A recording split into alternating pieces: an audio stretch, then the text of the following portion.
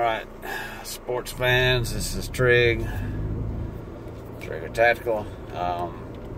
Just thinking here about some of the antics of the garage gym. And today, on my way to the grocery store to buy nothing but healthy food, I'll talk about the Doc Ken mixtape wars. Somewhere roughly, about 2001, 2002, for whatever reason, Dr. Ken started making mixtapes. Now, these were on CDs, but I just called them mixtapes because as they were, he started sending these things out. So, in your mailbox, would pop up a CD, and it'd be Doc Ken, and it'd have all this music on it. I know I got some. I think Dan Martin got some. Several other people probably got them as well. But this whole thing about Doc Ken is that, Doc Ken, his mixtape always had to be cooler than your mixtape. And so, if you sent Doc Ken a mixtape, which I know I sent him at least 2 or 3, Doc Ken would ignore your mixtape. And because his mixtape was much cooler than yours. So, Doc has he's got a real good musical taste. He is, he's a blues guy. He's an old rock guy. Definitely has impeccable musical taste.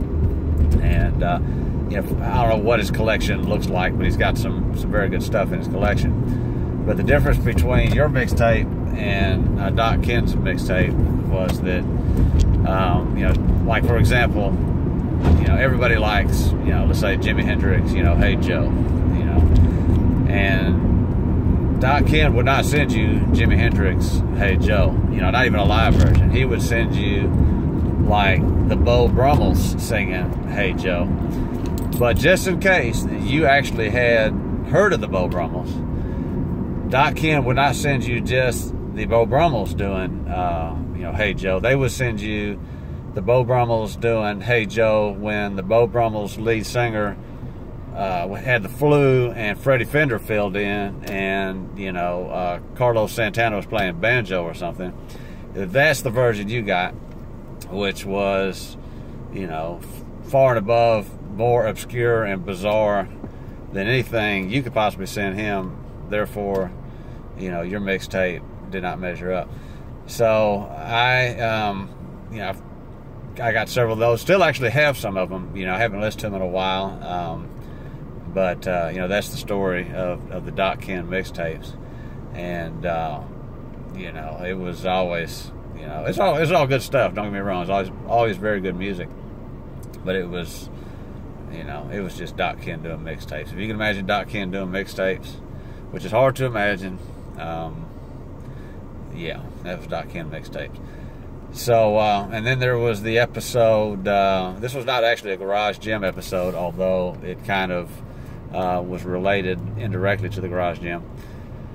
There was one of these ongoing, battles, and sometimes, back in those days, I don't participate on any forums really other than this Iron Online Dave Draper thing. But, back in the day, sometimes things got very, very nasty between people, and there's a gentleman, he's still out there. He's actually become quite famous in his own right, a guy by the name of Nick McKinless.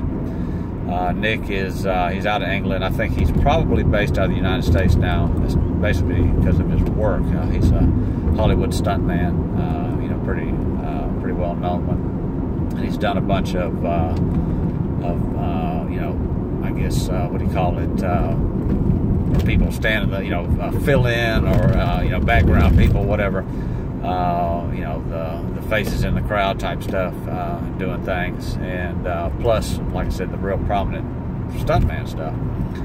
And Nick, I think at one time, for his weight class, was a top level strongest man in England guy, martial artist. He, if I'm not mistaken, somebody can probably correct me on this, was a captain of Crush, on the number 3 COC gripper. Nick is, he's an all-around guy, and definitely fit, strong, and very capable in what he does.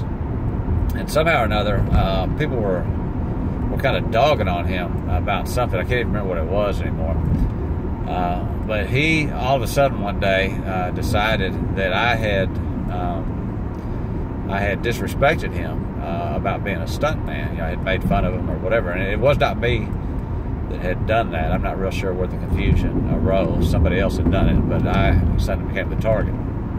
And man, he was highly upset. This is, of course, on the internet.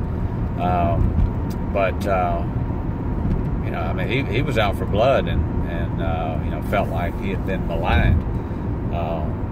And I had to explain to him, very carefully, very diplomatically, hey, Nick, this wasn't me, man. It wasn't me that said that. You might want to go back and kind of reread and see what I said and see what some other people said. You realize it wasn't me. But, I had this fear, if you ever seen The Lord of the Rings, Nick was in The Lord of the Rings. He was an orc, among other things. He did some stunt work or whatever, but he was kind of, when they did these, the non-CGI stuff of the orcs, well, Nick was one of these orcs. And I think all they had to do with Nick, the way he's built, is just put a mask on him and maybe some plastic armor or whatever. They didn't need to, put him in a bodysuit or anything like that. I think the bodysuit was modeled after Nick, so it's kind of scary when you've got an orc that's mad at you. I can see, answering my door, in my pajamas or something like that, and there's this orc, out there with one of them crazy swords, grabbing by the neck. So, I had to be very diplomatic with Nick. I didn't want to have to deal with that. But he's a really nice guy. He's out there still doing his thing. And as a matter of fact, one time he reached out to me. He needed some, some help or some insight, some perspective on some high-intensity stuff. He was doing some articles and what have you. And I filled him in on what I know. And he seemed to think it was helpful and appropriate. So he was appreciative of that. So hopefully, that wiped away his desire to, cut my head off and put that footage in a movie somewhere. So there you go. Hope that was enjoyable. I've reached my destination, and I'll try to come back with more of it later, man. Y'all take care. Bye-bye.